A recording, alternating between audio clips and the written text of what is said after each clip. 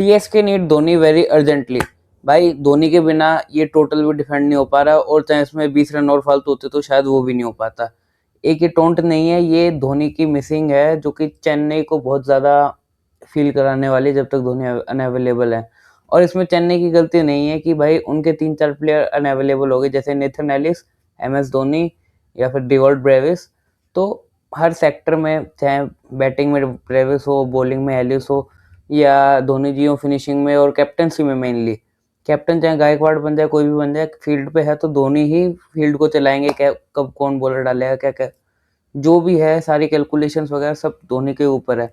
लेकिन भाई चेन्नई बहुत ज़्यादा रिलाय हो रही है धोनी के ऊपर, क्योंकि पिछले कुछ सालों में देखो, हालांकि 2023 में चैंपियंस बने थे सीएसके, लेकिन उसके बाद 24 अच्छा सीजन नहीं गया, क्वालिफाई नहीं हो पाए। उसके बाद 2025 भी कुछ खास तो था ही नहीं, बिल्कुल बॉटम पे फिनिश किया था।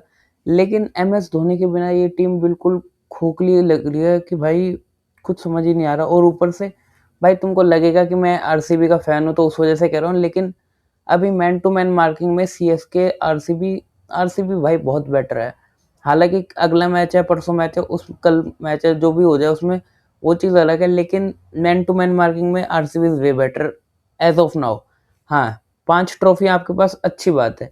5 ट्रॉफी की अकड़ दिखाने हो तो भाई दिखाते रहो, लेकिन मैं आपके फायदे की बात कह रहा हूँ कि अगर आपके प्लेयर्स अभी इंजर्ड है तो इसमें आपका कोई कसूर नहीं है। लेकिन अगर आप एरोगेंट होके और अपने ईगो पे लेके कोई अगर प्लेयर गलत खेल रहा है, वो कुछ भी चीज़ है, उसको आप नहीं सुन पा रहे हो, तो भाई वो आपकी एरोगेंस है। और ये 5 ट्रॉफियाँ तो अच्छी बात है भाई, 5 अभी हैं। इसी एरोगेंस से रहोगे तो भाई अगले 20 साल तक भी ये 5 ही रह जाएंगी। तो आपका फायदे के लिए कहते हैं लोग, लेकिन आप 5 ट्रॉफी तो अच्छी बात है भाई, रखो 5।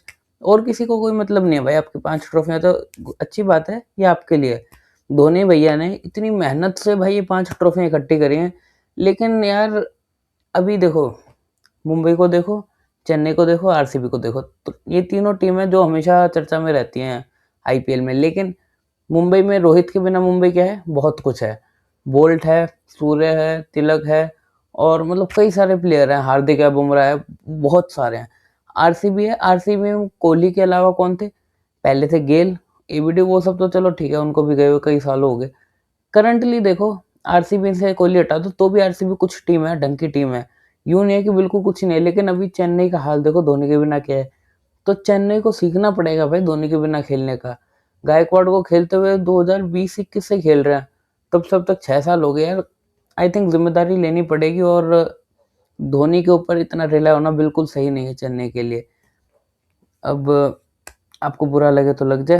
थोड़ा मैच पे आ जाते हैं। अब क्या हुआ, ज़्यादा धोनी भैया पे बात होगी, लेकिन ये ज़रूरी भी थी, क्योंकि धोनी के बिना नहीं हो पा रहा है चेन्नई का कुछ भी हाल। अगला मैच आरसीबी के सामने है, उसमें आरसीबी फेवरेट्स रहेंगे। बादल भी गरज रहे हैं, धोनी भैया की याद आ रही है।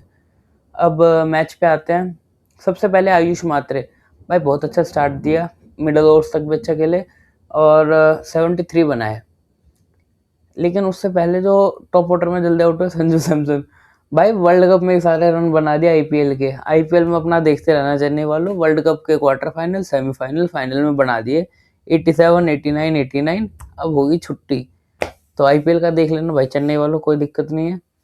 और गायकवाड़ 22 में 28, देखो कोई दिक्कत, आई थिंक ज़्यादा बैटिंग में दिक्कत नहीं है गायकवाड़ की मैच, क्योंकि जब तक गायकवाड़ खेले तब तक आयुष मात्रे अच्छी हिटिंग कर रहे थे, तो उसको स्ट्राइक देने के चक्कर में, गायकवाड़ का स्ट्राइक रेट थोड़ा छोटा है तो वो देखने में लग रहा होगा, लेकिन इट्स ऑल ओके। और आयुष मात्रे 43 में 73, 6 चौके 5 छक्के, भाई बढ़िया खेला। और यार सबसे बड़ी इन्वेस्टमेंट पता है क्या चेन्नई की, 2 प्लेयर्स का नाम लूंगा, एक आयुष मात्रे, एक डिवॉल्ट ब्रेविस। इनको लॉन्ग टर्म में अगर चेन्नई रिलीज नहीं करती है, अपने पास ही रख के इनको अच्छे टाइम तक खिलाती है, तो ये बहुत बहुत बहुत बड़े प्लेयर होंगे चेन्नई के लिए। और फिर शिवम दुबे 27 में 45, भाई देखो दुबे जी का भी 14 में 14 रन थे, 14 बॉलों में 14 रन। उसके बाद अगली 13 बॉलों में 14 और 21, मतलब बढ़िया स्कोर बना दिया भाई, तो दुबे जी ने अच्छे फिनिश दिया। उसके अलावा सरफराज खान 12 में 32, भाई इतने पीछे का शॉट कौन खेलता है, हर बॉल पीछे का शॉट, हर बॉल। एक ग्राफ दिखाया उन्होंने, वही पाई चार्ट टाइप, तो उसमें जो लॉन्ग ऑन वाला एरिया था वहाँ पे 0% रन थे सरफराज के, और उसके बाद जब आउट हुए तो वही बॉल थी जो वहाँ पे उठा के मारी थी और कैच आउट हो गए थे, तो 0% ही रहे भाई।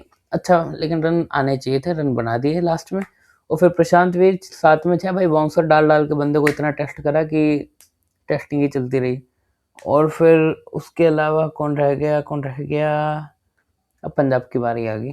उससे पहले किंग्स की बॉलिंग, भाई देखो सबसे ज़्यादा सॉर्टेड बॉलिंग किसी टीम की है ना, तो वो है मतलब अवेलेबल प्लेयर्स के साथ, तो वो मेरे को लग रही है पंजाब किंग्स।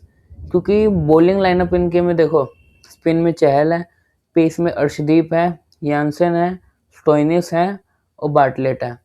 तो कंप्लीट पैकेज है इनका, जो कि नॉन इंजर्ड और पूरे अवेलेबल बॉलर्स के साथ है एटलीस्ट। तो सब प्लेयर इनके तो सारे अवेलेबल हैं, लेकिन ठीक है। और फिर पंजाब की बैटिंग, प्रियांश आर्य 11 में 39, 350, 355 के स्ट्राइक रेट से मारा है। और बंदे ने इतना मारा है ना भाई, किसका एग्जांपल दूं मैं, जैसे पहले अभी जनवरी के टाइम पे अभिषेक शर्मा जिस फॉर्म में था भाई, 10 में 40, 12 में 45 और 14 में 50, पता नहीं कितनी स्पीड में, बिल्कुल वैसे फील दे रहे थे कि भाई दे दनादन, चलते जाओ चलते जाओ चलते जाओ। देखो फुल सपोर्ट है, कोई दिक्कत नहीं है, रन बनाओ, खुल के बनाओ, आरसीबी के आगे मत बनाना, छोटी सी रिक्वेस्ट। और फिर प्रभसिमरन सिंह 34 में 43 रन, रन आउट हुए। लेकिन यार देखो उस टाइम पे, रुको अभी आता हूँ उस चीज़ पे, पहले कूपर कॉनली 22 में 36 रन। जब इन दोनों की पार्टनरशिप चल रही थी ना, तो थोड़ी देर के लिए ऐसा लग रहा था कि मैच फंस सा रहा है, ऐसा देखने में लग रहा था, और फंस भी रहा था भाई जेन्युइनली, कि रन आ रहे हैं लेकिन फंस भी रहा है, थोड़ा स्लो भी आ रहे हैं। आई थिंक प्रभसिमरन सिंह के बैट पे आज बॉल अच्छी शायद आ नहीं रही थी, देखने में लग रहा था ऐसा, क्योंकि 26 में 28 या 24 में 26 ऐसे कुछ स्कोर था पावर प्ले के लास्ट तक प्रियांश आर्य का, सॉरी प्रभसिमरन सिंह का। तो फंसा फंसा सा लग रहा था यार, काफ़ी फंसा हुआ टाइप सिचुएशन लग रही थी वो। तो रन आउट हो गए वो भाई, गलती तो क्या ही बोले, वो काफ़ी कंट्रोवर्शियल ही होगा अगर उस पर बात करेंगे, तो रन आउट हो गए। और फिर कूपर कॉनली भाई, इस बंदे ने फुल टॉस पे कौन आउट होता है, फुल टॉस पे आउट हो गया यार। हाँ अच्छा खेला है, मिडल ओवर्स में सही चलाया, वो सब तो ठीक है, बढ़िया है। और फिर श्रेयस अय्यर 29 में 50 करके अपना डगआउट में, ऐसी बात नहीं है। और भाई एक चीज़ और, असल में मैं ना कुछ सेकंड के लिए एक बार हिल गया था, जैसे मैच चल रहा है तो मैं एक आधा मतलब कुछ फ़ोन में मैसेज वगैरह का मैं वो देखने लग गया। इतने में मैंने देखा पहले तो होगी नो बॉल, उसके बाद फिर मैंने फ़ोन में मैसेज देखा, अय्यर की कैच उठी, कैच आउट हो गया, मैं कहा फ्री हिट थी, नॉट आउट है। फिर भाई मैंने स्कोर कार्ड देखा, वहाँ डॉट बॉल आ गई नो बॉल के बाद, उसके बाद ये आउट हो गया। सरपंच जी, जर्सी भी पंजाब की है मेरे पास, देख लो लोगो नहीं दिख रहा हो तो। और by the way thank you Punjab kings, last year मिली थी मेरे को ये उनके ऐप से। और निहाल वडेरा 9 में 10।